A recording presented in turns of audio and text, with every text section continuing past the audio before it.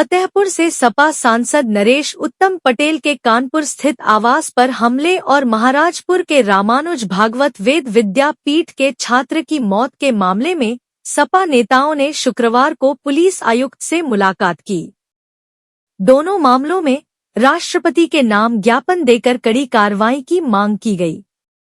अप्रैल के 17 से 18 2026 के आसपास दामोदर नगर बर्रा स्थित सांसद के आवास पर भाजपा महिला विंग की कार्यकर्ताओं ने महिला आरक्षण बिल को लेकर प्रदर्शन किया था। आरोप है कि प्रदर्शन हिंसक हो गया। कार्यकर्ताओं ने हंगामा किया, पोस्टर बैनर फाड़े और नेम प्लेट पर जूते चप्पल फेंके। सांसद नरेश उत्तम पटेल का आरोप है कि पुलिस की मौजूदगी में उनके घर पर हमला हुआ। सपा ने इसे भाजपा की हताशा और ओबीसी समुदाय का अपमान बताया है। दूसरे मामले में रामानुज भागवत वेद विद्या पीठ के छात्र की संदिग्ध मौत पर भी नेताओं ने जवाब मांगा। सपा ने दोनों मामलों में निष्पक्ष जांच और दोषियों पर कार्रवाई की मांग की। इस दौरान विधायक नसीम सोलंकी, विधायक अमिताभ बाजपेयी, सांसद राजाराम पाल, विधायक हसन रूमी, पूर्व विधायक इरफान सोलंकी समेत कई नेता मौजूद रहे। आज दो घटनाओं को लेकर हम लोग पुलिस कमिश्नर से मिले। एक तो आपने देखी है, गुरुकुल में पढ़ने वाला लड़का जो 15 तारीख में भर्ती कराया था, 8 दिन के बाद वो उसके साथ अमानवीय व्यवहार करते हुए उसको मरा हुआ उसके दरवाजे पर छोड़ने का काम किया। उसको लेके हमने मांग के लिए डेलीगेशन गया था, उनके घर पे भी गया था पीड़ित परिवार के, और आज कमिश्नर से कड़ी कार्रवाई की मांग करने के लिए आया। दूसरी घटना, जो महिला बिल के खिलाफ विपक्ष ने समर्थन तो इस बात का कर रहे थे कि जो महिला बिल 2023 में पास हुआ है उसको सरकार 543 एमपी की लोकसभा में 33% अभी आरक्षण आज ही लागू करना शुरू कर दे। पूरा समूह पूर्ण विपक्ष उस बिल का समर्थन करता है, लेकिन भारतीय जनता पार्टी की सरकार, मोदी की सरकार महिला आरक्षण करना नहीं चाहती। उसकी आड़ में डिलिमिटेशन और दूसरे बिल लाकर उसको हमेशा सत्ता में बने रहने की प्लानिंग करने का काम कर रही थी, जिसका विरोध संपूर्ण विपक्ष ने किया है।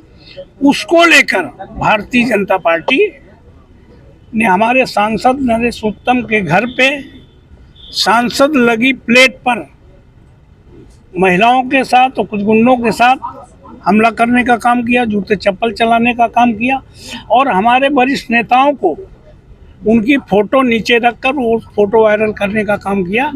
इन घटनाओं को हम लोगों ने, पूरी समाजवादी पार्टी ने कमिश्नर से मांग की है कि अगर कोई विपक्ष का आदमी सत्ता पक्ष का पुतला फेंके, किसी मंत्री का फूंके, तो जो कार्रवाई होती है, अभद्र व्यवहार करे, जो कार्रवाई होती है वो कार्रवाई सत्ता पक्ष के साथ भी हो, इसमें कोई भेदभाव न किया जाए।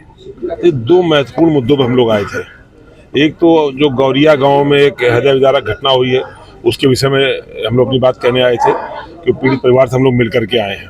और दूसरा, अभी कुछ दिन पहले संसद में एक डिलिमिटेशन बिल फेल हुआ, उसको लेके भारतीय जनता पार्टी के कार्यकर्ताओं ने हमारे सांसद नरेश उत्तम जी घर पर बड़ा अपमानजनक और अशोभनीय घटना करी। सांसद लिखे हुए नेम प्लेट पर जूते चप्पल बरसाए, उनके घर में अकेली महिला को धमकाया, डराया और अभद्र व्यवहार किया। कुछ नेताओं कार्यकर्ताओं ने बड़े नेताओं के नाम के पुतले बना करके उन पे जूते चप्पल रख करके फोटो खिंचाई। ये सारा संसद का और इस लोकतांत्रिक व्यवस्था का अपमान है।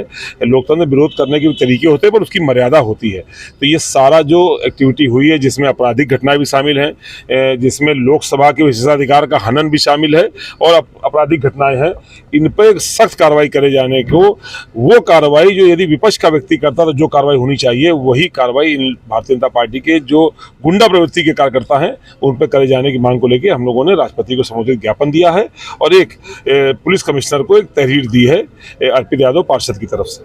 हमें उम्मीद है, उन्होंने अच्छे ढंग से बात सुनी है, तो हमें उम्मीद है कि वो निष्पक्ष कार्रवाई करेंगे। हमने एक ही बात कही है कि वही कार्रवाई होनी चाहिए, चाहे वो लोग रूलिंग पार्टी के क्यों ना हो, और जो आपराधिक घटनाएं हैं और विशेषाधिकार के हनन की जो घटनाएं हैं उन पर वही कार्रवाई होनी चाहिए जो किसी भी नागरिक पर होती है, वही कार्रवाई उन पर होनी चाहिए।